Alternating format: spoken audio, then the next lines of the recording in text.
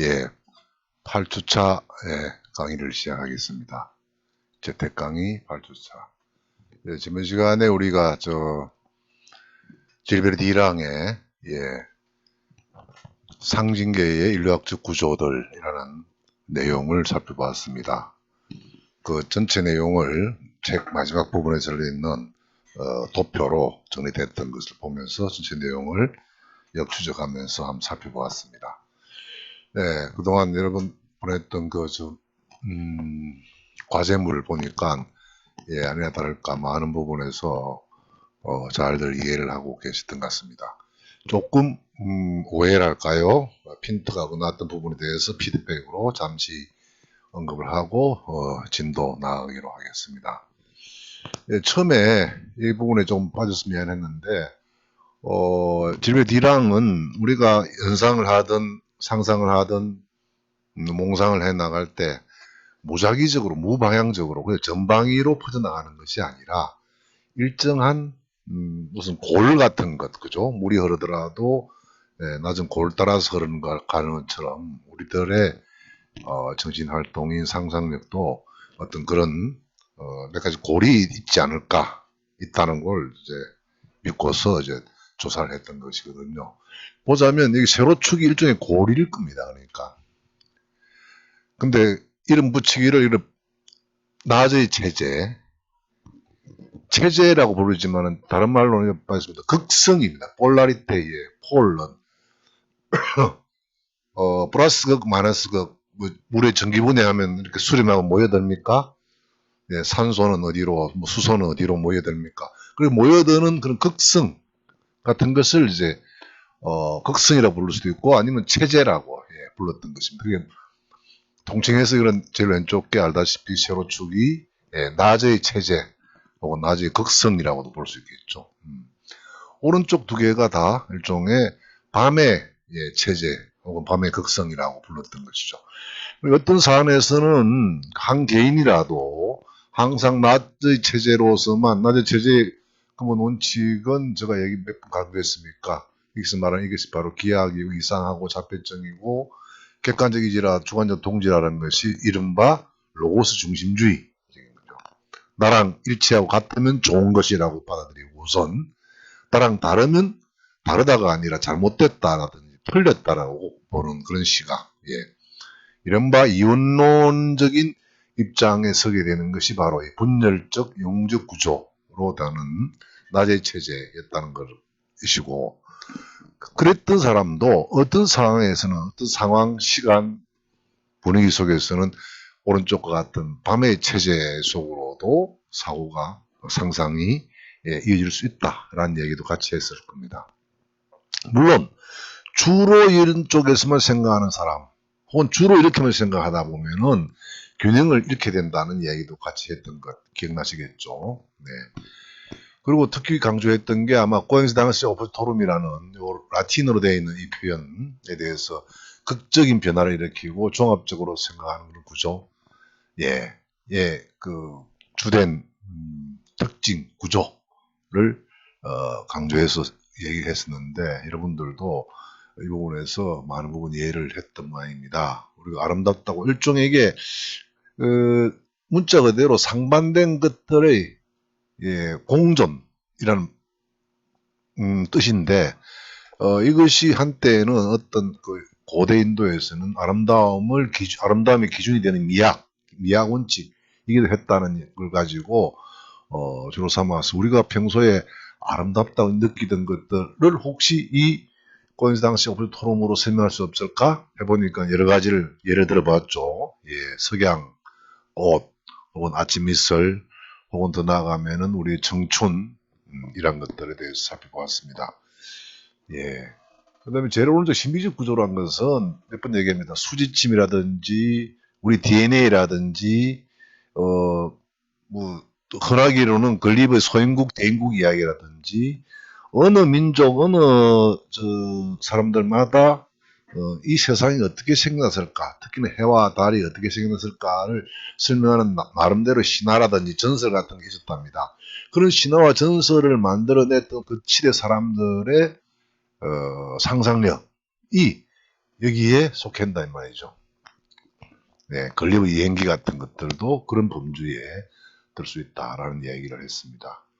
네, 그리고 여러분들 어렸을 때 아마 그 어린 시절에 친구들이랑 그 뭡니까 숨바꼭질 같은 걸 집안에서 하다가 깊은데 숨으려고 하다가 숨다 보면은 이불장 안이라든지 저 컴컴하고 뭡니까 어둡고 예 은밀한 곳에 숨어 있을 때 혹시나 만에 하나 포근함을 느꼈을 수 있습니다. 안락함이랄까요. 독일 작가 가 썼던 양철북이라는 소설도 있고 그 영화화된 거 있습니다.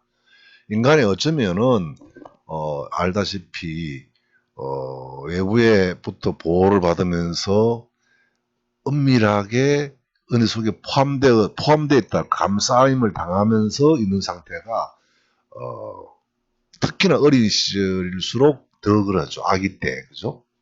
어쩌면 인간은 그런 상태를 지향하고 있는지도 모른다. 아니 변치 않는 저 우리 밑바닥에 있는 우리들의 모든 그런 바람 욕구가 그럴지 모른다. 그걸 잘 노래한 게 작가 누굽니까? 네, 양철북. 퀸트 그라스인가? 예, 한번 찾아보시기 바랍니다. 양철북을 보면은 그게 극단적으로 말하자면 모태 복귀 본능에 가까운. 어머니의 배 안에 있는 상태가 제일 안락하고 편안하고 예, 만족스러웠던 순간 그런 시절이었다. 그래서 어떤 학자들은 어머니의 모태로 돌아가고 싶어서 하는 인간의 욕구 같은 것을 그렇게 설명하게 됩니다.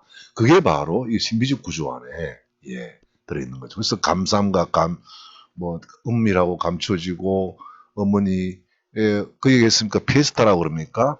스무 마리의 아기 예수를 안고 있는 그림이라든지 예, 그런 것들이 안락한 편안함으로 그런 얘기였습니다. 자, 오늘은 그동안 여러 번 얘기되어 왔던 그 생각의 탄생이라는 책에 대해서 다뤄봅시다. 이 책의 원제목은 이 저자는 루트 번스타인 부부입니다. 로버트와 미셸 루트 번스타인 썼던 건데 제목이 스파크 오브 지니어스입니다. 그 부제가 13 Thinking Tools of the World's Most Creative People 이 지구상, 이 세상에서 가장 창조적이었던 사람들의 13가지 생각의 툴이라고 보여야 되는데요. 툴, 네, 뭐 흔히 도구라 그럽니까? 도구라보다는 그런 과정, 방법이라고 생각합니다. 뭐라 그럴까, 루트 번스타인 부부가, 고대인들부터 우리가 기억할 수 있는, 그러니까 다빈치라든지 아니 뉴턴 뭐 온갖 학자들 그야말로 우리 인류에 있어서 눈부신 업적을 했던 그런 크리에이티브한 정말 창의적인 그런 사람들을 어떤 식으로 생각을 해왔을까를 조사를 해보니까 13가지의 범주로 카테고리로 묶어서 냈습니다. 네, 그러면서 그 책 제목을 그런 천재적인 지니어스입니까? 천재적인 생각, 아이디어들이 생겨나는 건 스파크랍니다. 여러분 스파크 현상 잘 아시죠? 정전기 현상 중에 하나입니까? 네, 번개도 바로 스파크죠. 스파크 현상이라고 그러죠. 스파크 현상은 알다시피 순간적으로만 일어납니다. 길게 오랫동안 장시간에 일어나는 게 아니죠. 마찬가지입니다. 멋진 생각, 뛰어난 생각이라는 것은 한순간적으로 일어나는 예, 스파크가 튄다라고 할 때처럼 예, 그럽니다. 우선 그야말로 아이디어가 생겨나는 순간이라는 게 어떤 건지부터 살펴보고 13가지의 브루트 번스타인 부부가 조사했던 스파크 오브 지니어스 13가지의 사고의 생각의 틀, 방법을 살펴보기로 하겠습니다. 이 책이 나온 게 아마 오래지는 않을 겁니다. 21세기 말 아니면 21세기 들었을 텐데요. 그 이후로 미국에서 엄청 그야말로 학생들의 창의성을 띄우는데 많은 도움을 준다 해가지고 각급 학교에서 이걸 교재로 삼아서 하고 있는 대학이 많았습니다. 예, 우선은 우리 아이디어가 생겨나는 게 어떻게 생겨나는지를 자꾸만 죄송합니다. 보기로 합시다. 자, 아이디어가 생겨나는 순간이 어떤 건지, 어떤 순간인지, 어떤 상황인지를 이분은 이제 크리에이티브, 그러니까 창의적을 가지고 활동하는 그 사람인데 이 분의 강연을 한번 들어보기로 하겠습니다. 이 볼륨을 조절해야 되겠는데, 잠깐만요. 오해 소지가 하나 있습니다. 좋은 아이디어가 마치 머릿속에 어떤 생각 주머니를 만들면서 그 안에 아이디어가 수용하고 생긴다고 그렇게 생각을 하기가 쉽습니다. 하지만 우리의 두뇌를 한번 살펴보죠. 우리의 모든 아이디어가 만들어지고 생각이 만들어지는 두뇌. 여러분이 두뇌 속에 뚱뚱하게 보이는 것이 뉴런입니다. 우리 생각을 관장하는 가장 기본적인 신경세포죠. 이 뉴런이 사람 두뇌 속에 한 개의 두뇌 속에 적게는 1000억 개에서 수천억 개까지 뉴런이 있습니다. 1000억이라면 이게 얼마나 큰 숫자인지 잘 감이 안 잡히실 텐데요. 서기 영년 1월 1일 태어난 어떤 사람이 있다고 한번 가정을 해보죠. 그 사람이 태어날 때부터 1000억 달러의 재산을 가지고 태어났습니다. 1000억. 너무 재산이 많으니까 1초에 1달러씩 계속 나눠줍니다. 1초에 1달러씩. 지금 2013년 5월인데 이분은 자기 재산을 아직 3분의 2도 다 쓰지 못했습니다. 1000억이라는 숫자는 우리가 쉽게 얘기하지만 사실 굉장히 큰 숫자입니다. 근데 그 1000억이 넘는 뉴런이 두뇌 속에 들어있는데 그 하나의 뉴런에서 적게는 수천 개에서 10만 개까지 다시 시냅스라고 하는 이 거미줄 같은 고구마 줄기 같은 그런 연결세포가 나와서 두뇌들을 다시 연결을 합니다. 엄청난 거죠. 이게 우리의 생각을 만들고 아이디어를 만드는 두뇌 속의 모양입니다. 그래서 두뇌 하나는 현재 우리가 집에 가지고 있는 보통 컴퓨터 약 10억 대 정도의 용량을 가지고 있고요. 두뇌 하나가 가지는 연결망이 전 세계 현재 퍼져 있는 월드와이드 웹의 복잡도보다 수백 배는 복잡한 인터넷망을 형성하고 있습니다. 그 두뇌가 어떻게 활동하는지 한번 보시죠. 이런 식으로 정기적으로 화학적으로 이렇게 발화도 하고 서로 동조해서 움직이고 있습니다. 이 속에서 우리의 생각이 생겨납니다. 이거는 뭐 조그만 생선의 두뇌 사진입니다. 우리 인간의 뇌는 어떨까요? 저게 새끼손가락보다도 작은 제브라피쉬라고 하는 물고기의 두뇌입니다. 사람의 머릿속에 어떤 순간에 아이디어가 생기는지를 최신 뇌과학으로 사람들이 사진을 찍어봤습니다. 재밌는 것은 아이디어가 생긴다고 하는 게 하나의 아이디어가 머릿속에 주머니 속에 뿅 생기는 게 아니고 우리 두뇌 속에 있던 생각 사이에 새로운 연결이 생기는 그 순간이 바로 아이디어가 생기는 순간입니다. 굉장히 중요한 얘기인데요.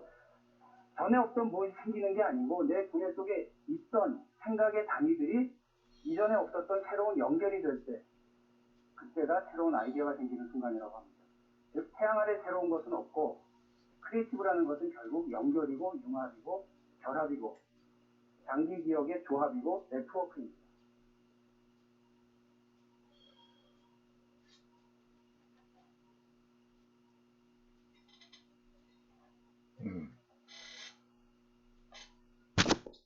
네, 이분이 하신 말씀 잘 들었죠?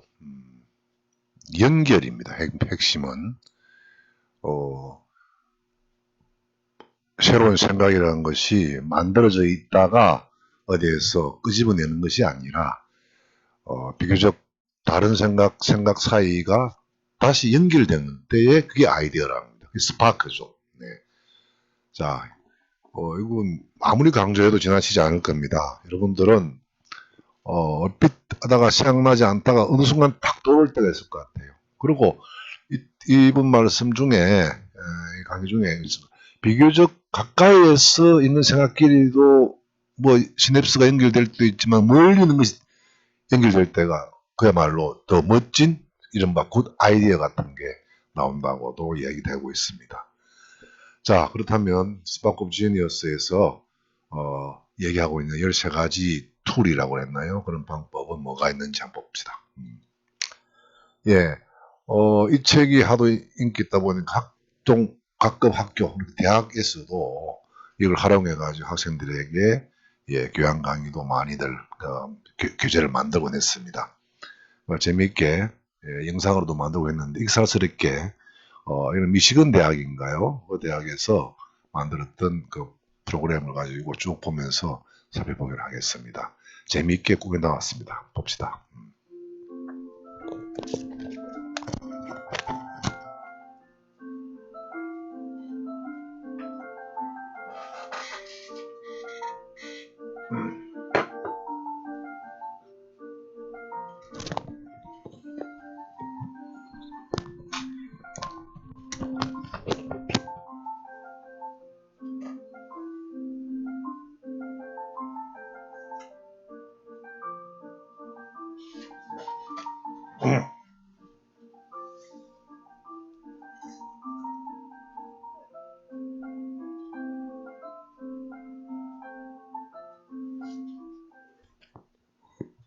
네, 미시건 대학에서는 사과를 하나의 테마로 삼아가지고 이렇게 계속해서 이어나갈 예정입니다. 예, observing입니다. 관찰이란 말이겠죠. 눈으로 보는 것입니다. 눈으로만 보는 것이 아니죠. 이제 막 보았다시피 사과 했을 때 한 입 베어 먹는 그 소리만 듣기만 해도 사과의 그 상큼한 맛이 입에 전달될 수 있겠죠. 쉽게 말하자면 수동적인 보기, 예, 우리가 흔히 말하는 영어에서 see라 그럽니까? 그냥 보이는 걸 보는 거죠. 그게 아니라 적극적인 관찰로 나아가야 된다가 핵심이겠습니다. 보기란 것은. 이 부분을 잘 설명해주는 또 강의가 하나 있는데, 박웅현 씨라고 우리나라에서 가장 그 크리에이티브한 광고 기획, 특히 카피라이터로 유명하신 분이 있는데, 이분의 이야기를 저는 이 상상의 강의에서 많이들 빌어서 쓰고 있는 중인데요. 이제 기회 되면 이 부분이 이 이야기하는 강연을 이제 한번 시간 되면은 다음 기회 날 때 한번 알아보기로 하겠습니다. 이분이 그 속에서 하는 얘기가 창의성을 갖기 위해서는 보는 것이 중요한데 그때 볼다는 우리가 TV 시청하듯이 시청이 아니라는 겁니다. 견문이라는 거죠. 한자 말에 볼시자 볼견자라고 되어 있지만 둘 다는 다른 이 소극적인 보는 겁니다. 시각 이미지 시각이다 할 때 시청각이라고 할 때 그냥 눈에 보이니까 보고 들리니까 듣는 게 시청이겠죠. 우리 TV는 시청합니까? 허나 어느 한 나라에 와서 그것을 살펴보고서 그에 대해서 보고서를 낼 때는 견문록이죠.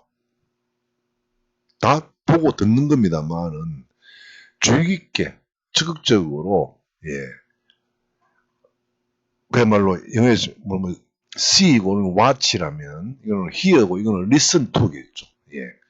견문할 필요가 있다는 겁니다. 이 내용에서도 어떤 한 생화학자는 이렇게 정리했습니다. 발견이라는 게 뭘까? 누구나 보는 것을 보고 아무도 생각하지 않는 것을 생각하는 것이 바로 발견이다. 보이는 것은 똑같습니다. 나나 남이나. 그러나 보이는 대로만 보는 것이 아니기 때문에 아무도 생각하지 않는 것을 생각해낼 줄 아는 것이 바로 발견이란 말. 잘 보는 것이 발견이겠죠. 발견할 때 견자가 이 볼견자입니다. 그죠? 네. 그만큼 보는 것이 중요합니다. 박웅현 씨의 이 강의에서 하고 있는 얘기가 보는 사람, 견자라는 얘기가 다음에 기회할 때 볼 겁니다. 나올 겁니다만 견자, 보는 사람이란 말인데 박웅현 씨 말에 의하면은 중국에서 예전에 시인을 두고 견자라고 했답니다. 볼 줄 아는 사람이라 그럴까요? 그게 들을 때마다 연상되는 게 혹시 여러분도 알고 있는지 모르는데 우리나라 시인 중에서 이성복이라는 시인이 있습니다. 이성복 시인이라고 있는데요. 그분이 언젠가 그런 얘기를 들려준 적이 있습니다. 멋진 시를 쓰시는데 그야말로 평소 다른 시인들은 생각하지 못한 우리들은 생각하지 못한 그런 이미지도 수출해내고 하는 게 어쩌면 그럴 수 있냐라고 우문으로 한번 내가 여쭤보니까 그 시인께서 아주 간단하게 지나가는 말처럼 했습니다. 잘 보는 것이다. 잘 보면 된답니다. 우리는 잘 못 봤기 때문에 시인처럼 그런 표현을 집어낼 수가 없었던 것이겠죠. 예. 기회 닿을 때마다 한번 생각해 보시기 바랍니다. 잘 보는 것입니다. 결국은. 네. 발견도 거기에 있다. 자, 다음 볼까요? 다음은 이미징입니다. 이미지로, 그림으로 사고하는 것이겠죠. 예, 볼까요? 미시간 대학은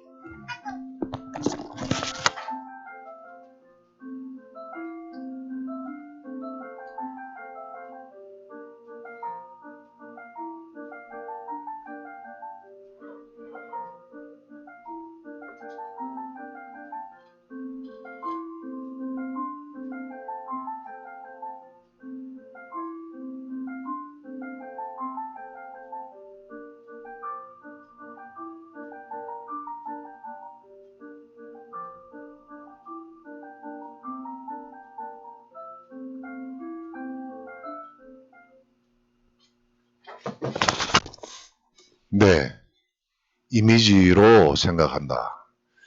자, 그 책 내용 설명에는 이렇게 나옵니다. 물리학도 아인슈타인 다 아시잖아요. 세계적인 석학의 아인슈타인은 상상 물리학도 그림으로서 생각을 했답니다. 광속입니까? 예, 상대성 이론을 한참 할 때에 그림으로서 빛이 이 속도로 간다 했을 때 그림을 그려놓고 또 자기는 가만히 있다, 움직인다, 움직이는 상태에서 움직이는 저 대상은 어떻게 보일까 이런 식으로 모든 걸 그림을 통해서 이미지화해서 풀어나갔답니다. 예, 그러다 보니까 미국 유수대학 MIT라든지 스탠포드 대학에서도 신설 교양 강의 제목이 Visual Thinking, 예. 시각 이미지를 동원한 사고력이죠. 예. 이미지로서 사고하자라는 얘기입니다. 근데 또 다른 편으로는 이미지로서 사고한다는 말하고 그걸 조금 더 과용하면, 오용하면, 남용을 하는 순간 오는 위험은 우리 앞에 거듭 강조한 적이 있죠. 우리 지각과 상상의 관계에서 시각은 너무나도 가장 직접적이라 했습니다. 왜? 이미지 자체가 우리 상상 자체가 그림으로 하는 거니까 그림으로 주어지면은 그림에서 멈추어 버립니다. 그림을 만들어내지 않잖아요. 그래서 이 순간 그림으로 생각한다고 했을 때 너무 지나치게 그림의 홍수 속에 빠지면 위험하다는 것을 베르톨트 브레이트라는 사람의 에픽 드라마 이론, 우리말로 서사극 이론으로서 좀 경계한다 할까 주의를 줄 수 있습니다. 무슨 얘기냐? 베르톨트 브레이트라고 여러분 찾아보시면 나올 겁니다. 독일의 극작가이고 연출가고 옛날 동수독 통일되기 전에 동독의 문화상도 했던 걸로 알고 있는데 이분이 연극을 새로운 어떤 기조를 서사극 이론으로서 아주 유명했던 건데 서사극 이론이 뭐냐? 보통 연극에서 표현을 많이 해가지고 농촌이라 그러면 농촌스럽게 무대 장치에다가 많은 걸 보여주죠. 뒤에 산이 있다면 산 모양의 세트를 만든다든지 나무 모양으로 세운다든지 집이 있다면 집 모양을 만들어낸다든지 해가지고 실제인 것처럼 그런 무대를 많이 꾸미는 그런 무대 장치를 썼는데 비해서 브레이트는 그것을 거부합니다. 그러 보니까 쉽게 말하자면은 이런 거죠. 관객들이 상상력을 발휘할 여지를 없애는 거잖아요. 형상을, 그림을 만들어서 바로 보여주는 순간 거기에 머물게 되겠죠. 고정되겠죠. 그래서 오히려 옛날 고대의 극에서는 에픽, 그러면 서사극에서는 그런 식이죠. 성 밖에, 무대는 지금 성 안에 뭐 어전이라든지 거기 있다면 지금 이제 난리가 나가지고 성 밖에 적군이 쳐들어왔다 그러면 시종이 쫓아와서 이제 일종의 메신저 역할을 하죠. 마마 큰일 났습니다. 바깥에 지금 뭐 왜군이 뭐 10만군이 뭐 쳐들어와서 어디까지 들어와 있나이다. 그리고 뭐 소리가 들리지 않습니까? 소리만 좀 낸다든지. 그럼으로써 실제 사실을 일어난 사건을 다 보여주는 것이 아니라 서술로서, 얘기로서 전해주는 거죠. 그러면 그걸 같이 듣고 있던 배우들뿐만 아니라 관객들 또한 아, 지금 상황이 어떻게 됐구나 하면서 그 상황을 다들 자기가 알고 있는 고유한 경험에 비추어서 그림으로서 만들어내죠. 그래서 브레이트는 그게 옛날 서사극이 그랬던 것처럼 현대극 또한 모대장치 다 없애버리고 마치 나와서 관객들을 향해서 바로 말로서 설명해냅니다. 가령 이런 식이겠죠. 굳이 말하자면. 자, 여러분들은 오늘 우리 하는 연극 나의 고향을 보러 왔습니다. 여러분 보이시나요? 여기 안쪽에 무대 저 안쪽에 저 아트마간 산이 있고요.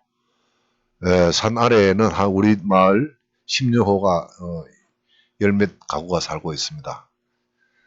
초가집도 보이고요. 기와집도 한두 채가 있네요. 들어가는 입구 쪽에 저기 흰 집이 바로 우리 마을 회관입니다. 공회당이고요.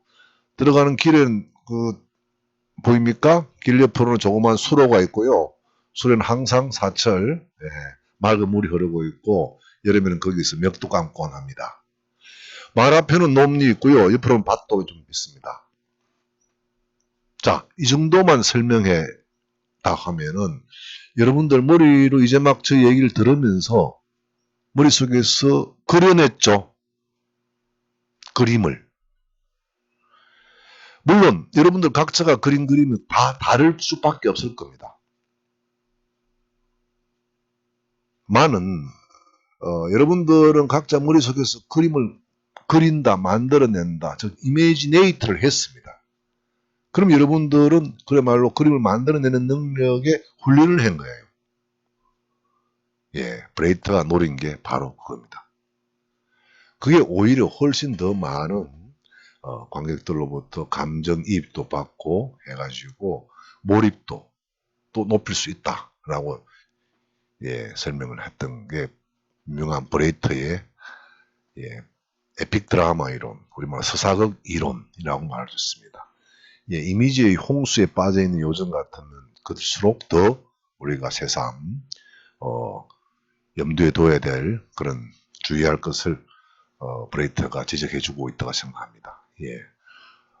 어느 하나가 부족하다고 해서 그것을 완전히 그냥 홍수로만 끌고 치운다고 해서 우리 삶이 건강해지고 나아진다고는 생각하지 않을 것 같아요. 않습니다, 저는. 자, 다음 볼까요? 다음은 abstracting이랍니다. 여러분, abstract 그러면 이렇게 알고 있을 겁니다. abstract 하면 형용사로서 추상적인, 관념적인 이런 말도 되겠고요. 또 추상화 이런 말. abstracting에 대해서 볼까요? 우리말로 추상이라고도 말합니다. 자.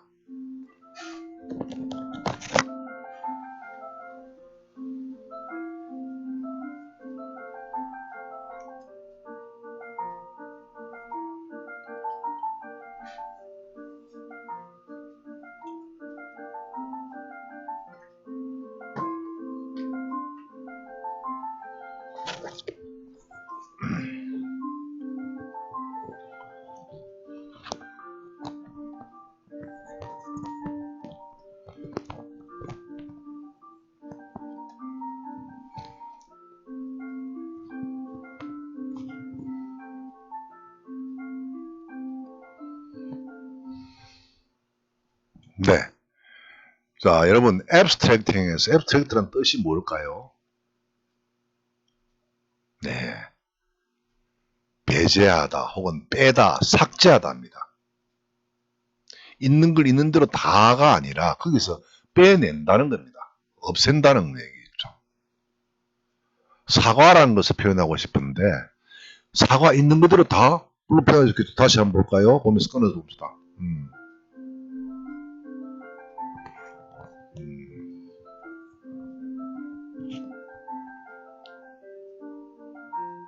네, 이런 어디 갔나? 아이고, 죄송합니다. 아이고. 멈추면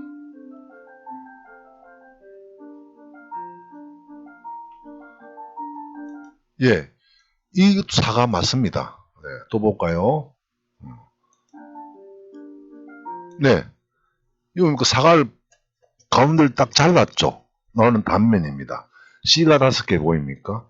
이건 봐도 누군지 사과인 줄 알 거예요. 이것은 결코 사과 전체를 보여준 건 아니잖아요. 사과의 모든 다른 겉면이나 이런 걸 다 없애버렸죠. 삭제했습니다. 앱스트랙트 했습니다.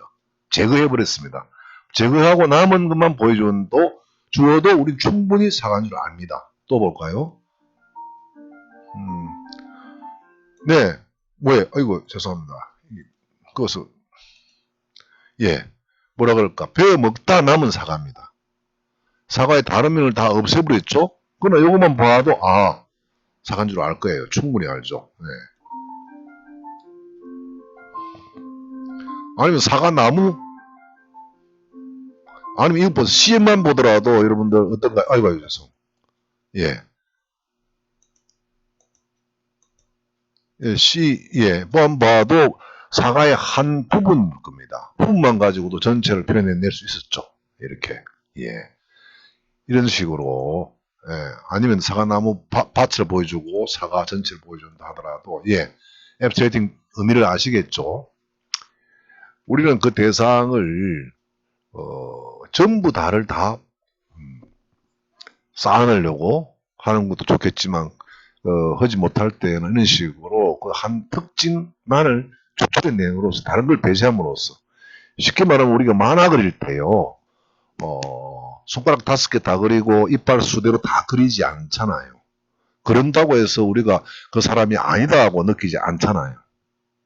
우린 이미 그런 앱스트레이팅에 익숙해 있다는 겁니다. 봅시다. 이 추상이란 것이 그림을 생각해보면 추상화의 대가 그럼 이러면 당연히 피카소를 연상하겠죠. 네, 피카소란 스페인 출신의 화가 파리에서 활동했던 이 피카소의 그림, 이런 그림을 보면 여러분들 아마 중학교 어릴 때 보면 나도 그리겠다 했을 것 같아요. 근데 이 화가가 왜 이런 식으로 이런 입체파라 불렀습니까? 이 그림을 그리게 되었을까요? 피카소는 젊은 시절에는 이런 그림을 그렸습니다. 아주 뛰어났습니다. 있는 그대로 사실적으로 그런 말, 이른바 사실화라 그럴까? 뛰어났습니다. 하지만 피카소는 이렇게 아무리 열심히 잘 그리고 있는 대로 잘 묘사했다 하지만은 만족을 하지 못했답니다. 왜일까요? 이 그림 보면 야, 누구나 다 정말 잘 그리고 멋지다. 그러나 화가 본인은 뭔가 빠져있다는 거. 한 면만 보고 있었지 않습니까? 일면만. 이쪽 면, 저쪽 면, 혹은 옆면, 뒷면 등등. 예, 모든 걸 다 찾아와서 있는 대로 표현하고 싶어 하니까 어쩌면 오히려 있는 대로만이 아니라 각 면에서 보이는 것을 각자 합쳐가지고 어찌 보자면 우리 시각과는 뭐 상충된다 하더라도 그걸 입체적으로 그러니까 이게 측면이고 이는 정면도죠. 얼굴에 봅니까? 이걸 한 얼굴에 같이 넣어봤잖아요. 예. 그 특징만을 골라가지고 나머지를 다 세세히 그리는 것이 아니라 골라내서 그것만 추출해내서 그림으로써 예. 그려냄으로써 피카소는 좀 더 이런 그림 때보다는 더 만족을 했다고 저는 생각합니다. 추상이란 게 단순히 어느 걸 배제함으로써 뭐 부피가 줄어들었다 정도가 아니라 어떤 표현의 밀도랄까 농도는 더 강하고 더 짙어졌다고도 표현할 수 있겠죠. 네, 피카소 그림 봤습니다.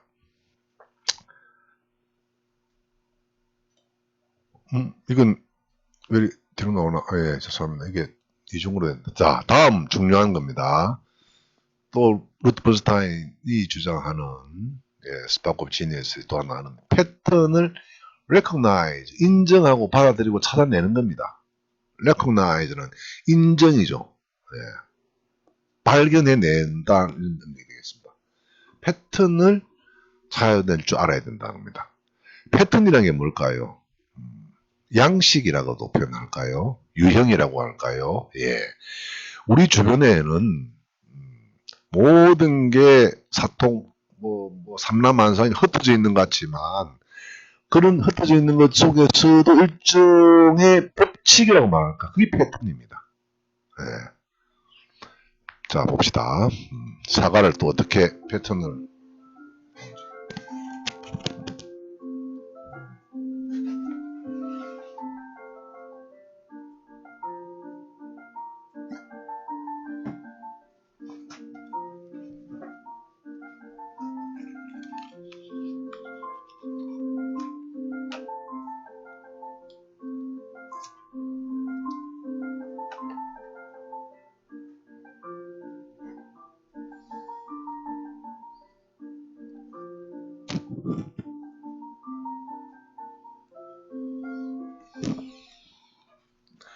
네.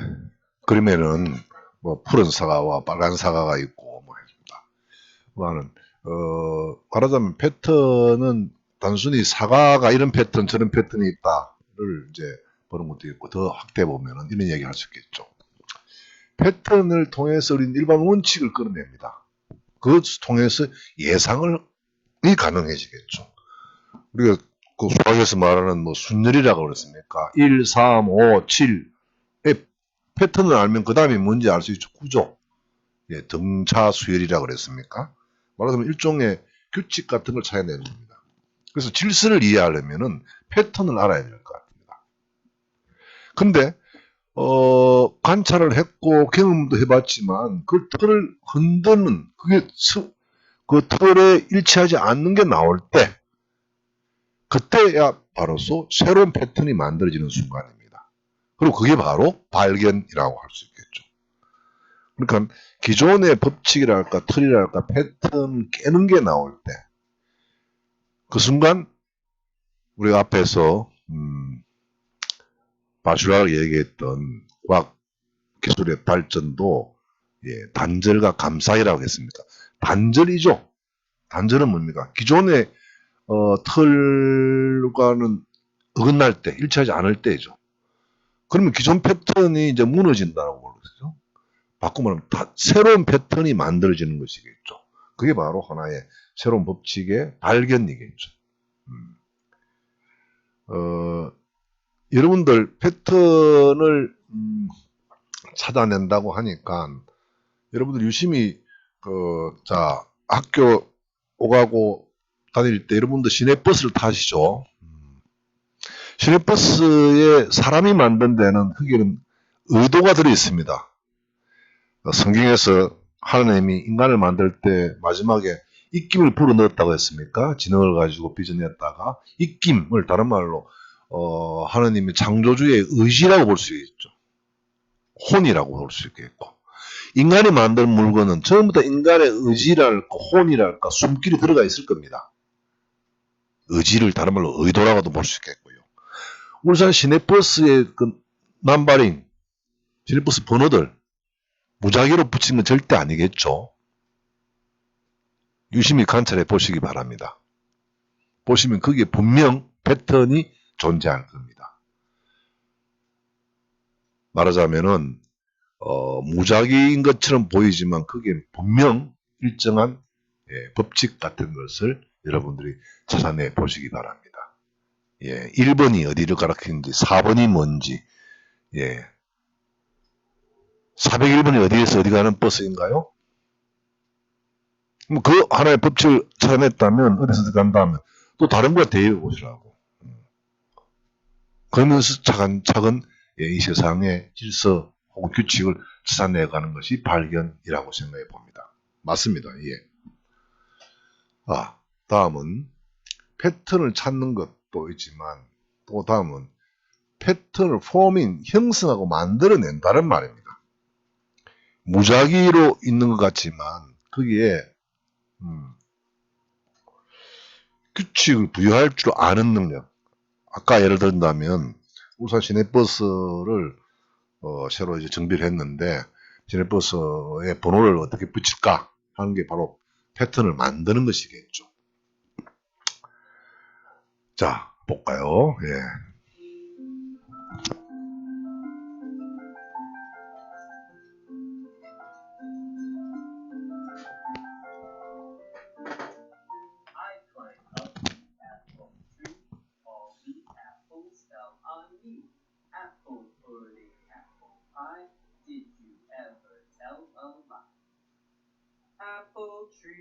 apple tree.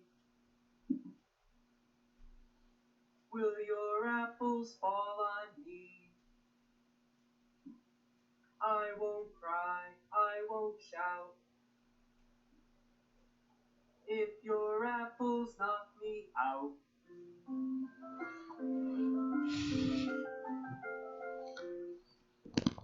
네, 사과를 가지고 패턴을 만들어내는 그런 놀이 같은 걸 했죠. 패턴을 만든다는 게 큰 의미가 있습니다. 패턴을 만들 때에도 그 안에도 패턴이 있습니다.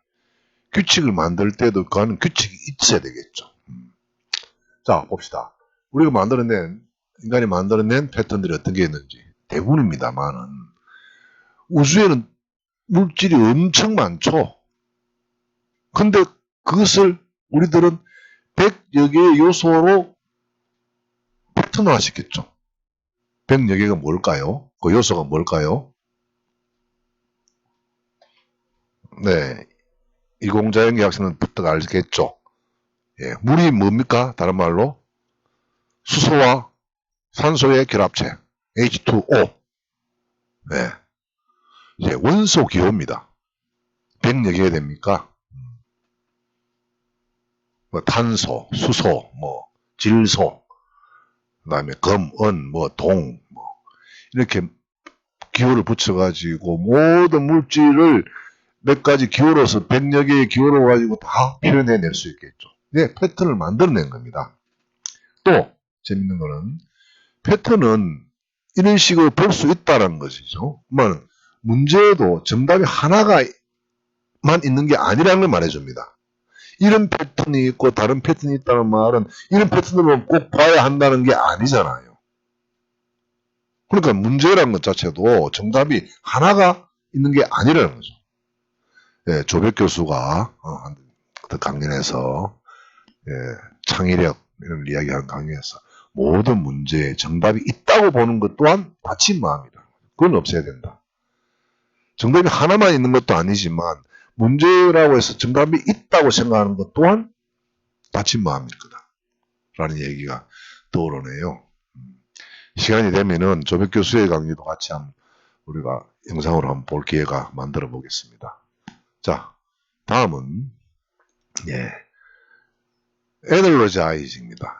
애널로그, 유사성이죠. 유사하게 만들어서 이해하는 겁니다. 자, 볼까요?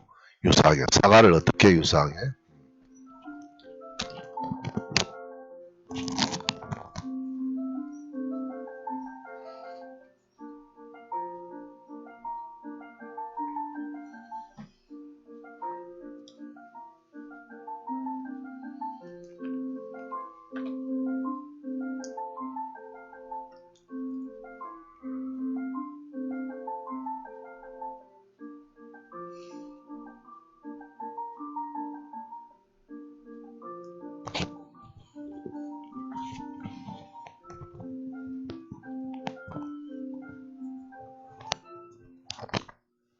네. 유사성은 다시 보면서 잠깐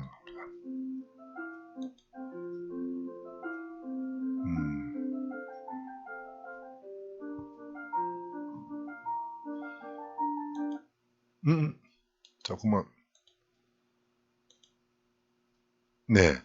눈 안에 이걸 사과라고 표현하나 봅니다. 서구에서. 그래서 뭐라고 했더라? 내 눈 안에 애플 뭐라고 했습니까? 사람처럼 표현하고 동그랗고 하니까 하나의 생명체처럼 보였습니까? 유사성이죠. 아날로그. 눈동자가 동그랗죠. 사과 동그랗죠. 한 생명체가 있다고 보고 또 저 뒤에 가면 뭐였더라? 화음이니까 약국입니까? 사과 속담처럼 내려오는 말이겠죠. 우리도 그런 말 비슷한 게 있는 것 같은데 하루에 사과 한 알만 먹으면 병원에 갈 일이 없다. 이런 식의 건강에 좋다는 말이겠죠. 그래 그걸 또 빗대서 약국이라는 건 우리 건강을 위하는 거니까 이 약국이 바로 사과로. 그러니까 이 속성이 사과가 건강하게 해준다. 즉 약국도 건강하게 위한 거다. 같은 걸 속성으로서 아날로그로 서로 빗댈 수 있겠죠. 네. 이 아날로그 속성 연결되지 않는 것은 없다. 오픈 엔디드 얘기할 때 제가 여러 번 강조했으니까 예, 한 개체와 개체 사이에는 그 개체마다 갖고 있는 속성들 있잖아요. 예. 그 속성들을 여러 개 나열하고 A라는 대상의 속성 중에서 여러 개 있을 겁니다. B라는 속성이 여러 개 있습니다. 그 중에 속성 일치하는 게 있을 거예요. 그죠? 뭐랄까 비싼 게 같다든지 색깔이 검다든지 아니면 몸에 이롭다든지 아니면 해롭다든지 그러면 연결될 수 있잖아요. 해로운 거 해로운 것끼리 예 유익한 거 유익한 것끼리 사과 같은 약국 같은 말이죠. 사과는 몸에 좋다. 약국도 몸에 좋다. 라는 것 때문에 유사성으로 연결되는 겁니다. 자 이런 식으로 하다 보면은 오픈 엔디드처럼 연결될 수 않는 것은 없다. 모든 게 연결이 가능할 겁니다. 그 순간 예, 그런 뭐 새로운 생각, 아이디어가 생길 수도 있죠. 음악과 양조론사에서도 비교를 하고 있습니다. 전혀 이질적이 보이죠. 그러나 헬렌 케일러라는 알잖아요. 예, 장애인이고 했던 헬렌 케일러가 이 세계의 안과 박사에는 영원히 마르지 않은 닮은 것들, 유사성이죠. 가득 차 있다. 헬렌 켈러는 그 뭡니까 시각 장애였나요? 또 청각도 장애였나? 자세히 그랬을 때도 세계를 이해할 대상을 이해할 때 그런 유사성을 통해서 다 이해를 했답니다.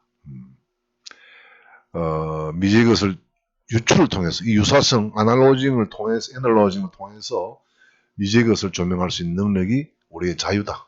그게 달려있다. 우리 사고작용이라는 것도 핵심은 보면 유추일 겁니다.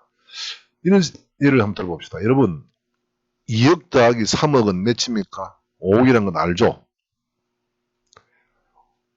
2억에다가 2억 1, 2억 2 해가지고 5억까지 가는 거 아니잖아요. 2 더하기 3은 5라는 걸 알기 때문에 유사성입니다. 다. 그렇지 않습니까? 우리 사고가 뭐 A는 B이고 B는 C이다. 그래서 A는 C다라는 3단 논법부터 유사성의 핵심을 두고 있는 거죠. 근거를 두고 있지 않습니까? 저 사람은 지금까지 열심히 했으니까 앞으로도 열심히 할 사람이야. 신의가 좋으니까 앞으로도 그럴 거야. 그것도 유사성입니다.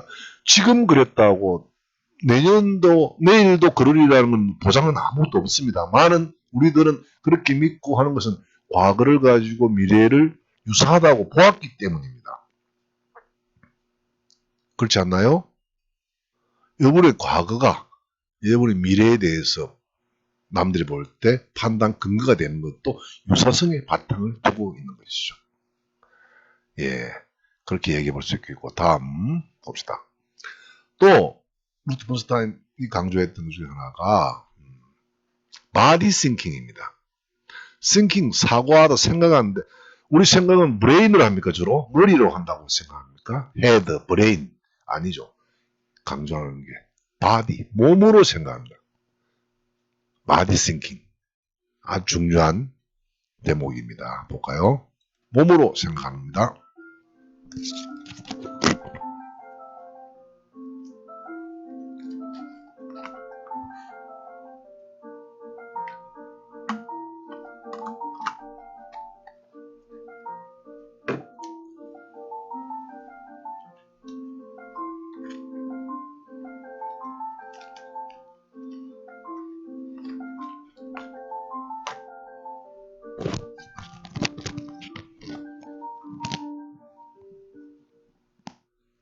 네, 사과를 나무에서 따먹는 것처럼 실제 걸어가서 손을 벌려서 팔을 벌려서 실제 따서 입에 넣는 것처럼 해보는 것하고 머릿속으로 저기 사과가 있다면 가서 걸어가서 팔을 벌려서 따겠지 딸 거야 라고 머릿속 생각하고 다르다는 겁니다.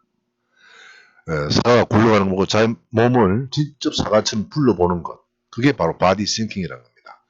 그 예를 한번 봅시다. 예, 책에 설명하고 있는 내용인데요. 자, 볼프강 켈러라는 독일의 유명한 그 동물 학자, 침팬지를 연구하면서 침팬지 두뇌라든지 어떤 역할, 기능을 연구하려고 침팬지가 도구를 얼마나 잘 이용하는지 살펴보려고 실험실 안에다가 침팬지가 있고 저 천장 위에다가 바나나를 달아놓고 그 다음에 저 실험실 저쪽 한쪽 구석에는 요만한 테이블을 하나 놓았답니다. 그럼 테이블 위에 올라가면 끌고 와서 올라가면은 바나나를 딸 수 있는 그런 높이 정도가 된다고 했습니다. 그 실험을 하려고 기존에 있던 테이블이 있었고 여기 침팬지가 있고 박사가 들어가서 여기다가 하나 달아놓고 턱 나오는 순간 어떻게 됐을까요? 달아놓고 순간 침팬지가 저기에 있는 테이블을 끌어다가 올라가서 넣는 게 아니고 박사가 나오기도 전에 쫓아와서 점프를 해서 박사 볼프강 켈러 박사의 어깨 위로 딛고 올라서서 바로 바나나 따먹었답니다. 이 순간 켈러 박사는 내가 실험을 기획할 때는 저기 있는 나가고 난 뒤에 두리번거리다가 침팬지가 저 처음에 점프하다가 안 되니까 둘러보다가 테이블을 끌고 와가지고 테이블 위에 올라가서 따먹겠지. 야 그러면 지적 수준이 얼마나 높다 이렇게 기대하고 했었는데 웬걸 자기가 들어가서 바나나를 달고 돌아서는 순간 침팬지는 바로 박사 어깨를 톡 점프해서 튀고 올라가서 딱 따먹더라. 직접 자기 스스로가 박사가 직접 해보지 않고서는 침팬지의 그런 능력을 확인할 수 없었겠죠. 물론 그러려고 실험한 거지만 기대했던 것은 뭐 테이블을 끌고 온다 어떤다 아니죠. 예. 박사 자체가 하나의 테이블보다 더 좋은 지렛대입니까? 버팀돌입니까? 예. 역할을 했다는 걸 알게. 이건 몸으로 직접 해보지 않고서는 알 수 없는 겁니다. 또 여러분들 뛰어난 우리 음대 학생들 계약하는 친구들 다 알겠지만은 악기를 다룬다. 피아니스트라고 한다면 우리들은 뭐라고 할까요? 아주 몇 번은 어떻고 뭐 음계는 뭐고 뭐 어쩌고 이런 것들을 정확하게 기억해가지고 몇 번은 편이니까 짧게 치고 몇 번은 편이니까 길게 치고 어쩌고 이렇게 할 거라고 여기지만 그렇지 않을 것 같아요. 저도 예전에 뭐 악기 잘 못했습니다만 그런 대로 제법 뭐 기타를 친다고 뭐 할 때는 어느 정도 여러분들 언젠가 옛날에 보았던 영화가 기억나는데요. 제목이 피아니스트는 아닌 것 같고 호주 출신의 젊은이 청년이 오래전에 그러니까 영연방이 한창 강조되던 영국에 유학을 와가지고 영국 지방대학의 음대에서 피아노를 전공하는 학생이었는데 우리 다락방 제일 싼 방이죠. 다락방에서 피아노 한 대만 놓고서 곡을 연습을 하는데 하루에 수백 번, 수천 번 막 계속 연습을 해냅니다. 처음은 여러분들 음표 보면서 악보 보면서 정확하게 치려고 애를 쓰겠죠. 그러나 수십 번, 수백 번 치다 보면 악보는 볼 필요가 없죠. 그 다음은 내 손가락 자체가 곡을 다 이해를 하고 있습니다. 파악하고 있습니다. 이처럼 숱한 연습을 통한 연습을 거치는 과정에서 내 몸이 여기서 손가락이 악보를 다 파악을 하고 있다고 밖에 표현할 수 없을 것 같아요. 언젠가 우리나라의 당시 첼리스트인가요? 지금은 뭐 첼로도 하지만은 이제 그 청소년 악단의 지휘도 하고 한다는 이름이 뭐더라? 예, 뛰어난 세계적인 첼리스트가 있었습니다. 그 첼리스트가 언젠가 했던 이야기가 기억납니다. 처음에는 정확하게 뭐 연습할 때는 공연할 때 이야기겠죠. 공연할 때 이 대목에서는 저 뒷줄 어디 앉아 계시는 관객이 내 음악에 빠져드는데 좀 더 감동을 잘 주기 위해서 활을 어떻게 쓰고 내 몸이 움직이면서 하고 있다고 느끼지, 악보를 원곡대로 잘 쳐야지, 잘 켜야지 하는 건 하나도 없다는 거예요. 바꿔 말하면 정확하게 악보대로 친다는 건 이미 내 손이, 활이, 팔이 다 알고 있다는 겁니다. 몸이 알고 있다는 겁니다. 알겠습니까? 그때가 바로 아티스트라고 말해야죠. 아티스트와 아티장. 아트란 말이 영문의 예술의 아트라 복수 씁니다만, 아트란 말이 기술입니다. 기술. 기술자를 우리말 장이라면 아티장이라고 그러죠. 아티장. 기술자들도 마찬가지예요. 현대중공업에서 용접을 잘하는 용접 장인 이런 사람들은 정확히 한다고 예를 쓰지 않죠. 정확히는 이미 지났습니다. 수천 수만 번 했기 때문에 좀 더 뭐라 그럴까 유리하고 매끄럽게 혹은 좀 더 뭐랄까 미적으로도 하기 위해서 몸을 쓰고 할 뿐이지, 이미 어떻게 하는지는 말로는 못하고 글로는 못 옮긴다 하더라도 몸으로 손가락 끝으로 다 하는 거죠. 말하자면은 그런 점에서 그걸 아르티잔이라고 하고, 아르티잔이나 아티스트는 저는 같다고 생각합니다. 그런 점에서 예술가들은 흔히 우리 생각할 머리로 기억해서 연주를 하고 그림을 그리고가 아니라 몸으로 다 파악하고 있는 거죠. 마치 현대중공업의 그 기술 장인들처럼 몸으로 기억하고 있는 거죠.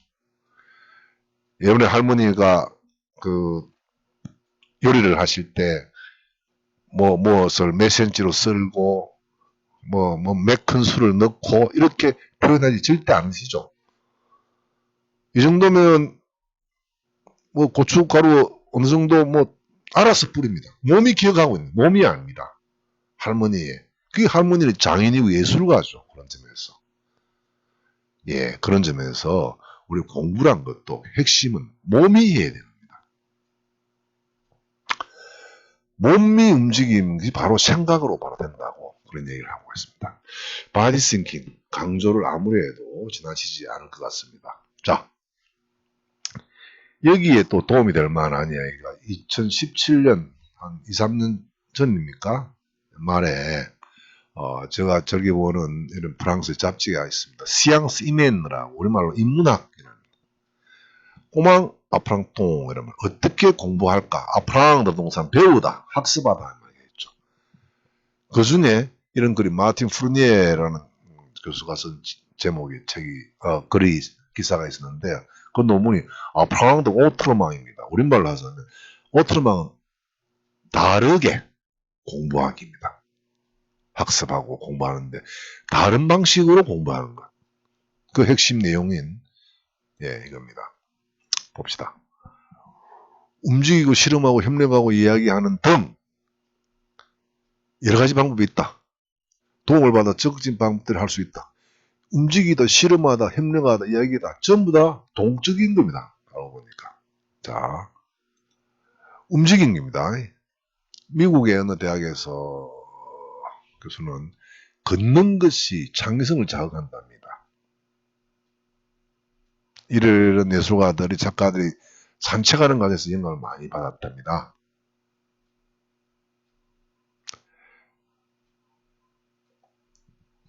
수학, 과학, 학습에 관한 책에서도 그랬습니다. 그렇다면 걷기는 인지 능력을 성장시킨다고 밝혀냈습니다. 또 스페인의 한 연구에 의하면 걸어서 학교 다니는 학생들이 자동차로 다니는 학생들보다 성적이 더 나았답니다. 예. 몸을 움직여서, 어쩌면 걷는 행위가 우리의 두뇌 활동에 훨씬 더 큰 도움을 주고 있다는 걸 알 수 있겠죠. 계속됩니다. 스탠포드 대학에서는 두 그룹을 나눠서 한쪽은 움직이지 못하게, 한쪽은 움직이게 해놓고 조사를 해봤답니다. 움직이지 않는 그룹보다 움직이는 그룹에서 훨씬 2배 가까이 뛰어났더랍니다. 능력이. 나무를 오르거나 맨발로 달리거나 자기 아래를 기는 거나 자기 신체를 인식하는 능력을 배양하는 이런 훈련은 어떨까 해보니까 플로리다 대학에서는 성인에게 해본 결과 기억력이 훨씬 아주 빨리 향상시켰답니다.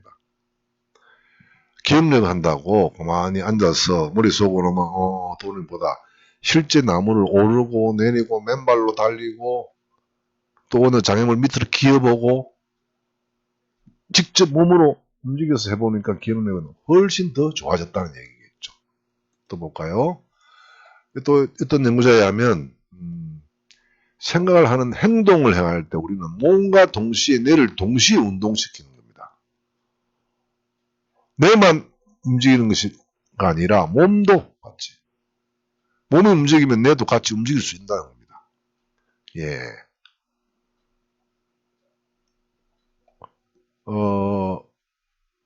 몸을 의식적으로 사용해야 하기 위해서 우리는 그럴 때가 우리가 이 역을 다 일을 잘 수행하고 기억도 강하십니다. 예. 같은 얘기겠죠. 또 뭐 볼까요? 이거 영국에 되는데 학생들에게 처음에 각을 공식일 때 수학입니까? 직각, 예각, 둔각 뭐 이런 것이 있습니까? 알잖아요. 그때 학생들이 직접 일어서서 2팔을 벌려서 예각을 표현하라, 둔각을 표현하라, 직각을 표현하라 라고 하는 게 훨씬 더 앉아서 그냥 이것이 그림책을 보면서 이것이 직각이고 둔각이고 예각이다라고 했던 것보다 훨씬 뛰어나답니다. 몸을 직접 사용했을 때. 그러다 보니까 이런 결과가 있습니다. 우리 학교 교실처럼 의자가 줄을 서 있는 전통적 교실, 움직이지 못하는 긴 수업 시간을 종식시켜야 된다. 라는 주장도 나오고 있는 거죠. 몸을 못 쓰게 하면서 학습이라는 게 두뇌만 가지고 아니라는 거죠. 예. 이와 연관된 영상이 이게는 없나? 다음에 또 기회 될 때 보기로 합시다. 자, 이게 이제 말한 바디 싱킹, 이 이야기가 바디 싱킹의 연속이었습니다. 몸으로 사고하기, 생각하기입니다. 이때마다 제가 항상 예를 듭니다. 여러분들 대부분 다 자전거 탈 줄 알죠? 그죠? 자, 근데 자전거를 처음 언제 배웠습니까? 초등 때나 그때 배웠겠죠. 그때 여러분들 당연히 넘어지고 자빠져서 무릎에 까고 했죠. 근데 어느 순간부터 자전거를 잘 타게 됐을 때는 넘어지고 싶어도 넘어질 수가 없죠? 왠지 알아요? 여러분들은 자전거를 몸으로 배웠기 때문입니다. 여러분 몸으로 배운 것은 남들이 수영도 그렇다고 그럽니까? 몸이 알고 기억하고 있는 것은 어느 누구도 타인들이 뺏어갈 수가 없는 것이죠. 자전거를 떠올려 보세요. 처음에야 자전거 탈 때 넘어지는 쪽으로 더 핸들을 꺾어서 계속 직진 운동을 계속 해 나감으로써 균형을 다 잡아서 다시 올라간다.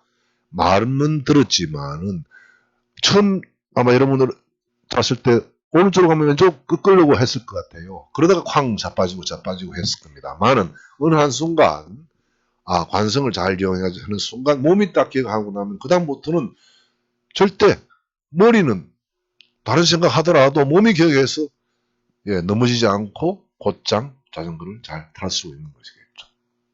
네, 저는 이렇게 생각합니다. 우리 공부도 여러분들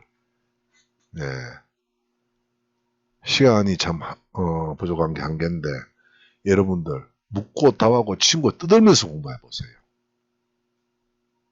잊어먹을 수가 없어요. 몸이 기억하고 있기 때문에 시험 공부할 때 같은 과목 공부하는 친구끼리 모여가지고 묻고 답하고 묻고 답하다 보다 보면은 그럴 거예요. 아까 우리 앞에서 그저 아이디어가 생겨나는 순간이라는 영상 봤잖아요. 나와 그 대상, 공부 내용이라고 할까? 그 대상 사이에 회로가 하나만 있는 게 아닙니다.